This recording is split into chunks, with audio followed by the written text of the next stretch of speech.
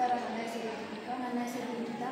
ನಾವು ಮಹಾತ್ಮ ಗಾಂಧಿ ಶಾಲೆಯಲ್ಲಿ 9ನೇ ತರಗತಿಯಲ್ಲಿ ಓದುತ್ತಿದ್ದೇವೆ. ನಾವು ಲ್ಯಾಬನ್ನು ಬಳಸಿಕೊಂಡು ಈ ಪ್ರಾಜೆಕ್ಟ್ ತಯಾರಿಸಿದ್ದೇವೆ.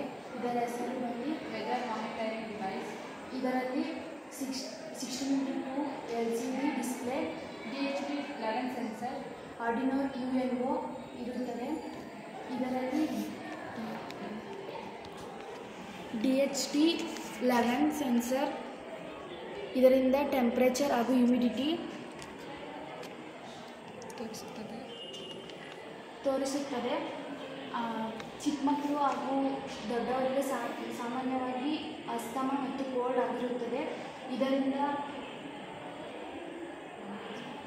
ಮನೆ ಹಾಗೂ ಹಾಸ್ಪಿಟಲ್, ಸ್ಕೂಲ್ಗಳಲ್ಲಿ ಸಾಮಾನ್ಯವಾಗಿ ಬಳಸಲಾಗುತ್ತದೆ. ಇದರಿಂದ ಸಾಕಷ್ಟು ಉಪಯೋಗಗಳಿವೆ.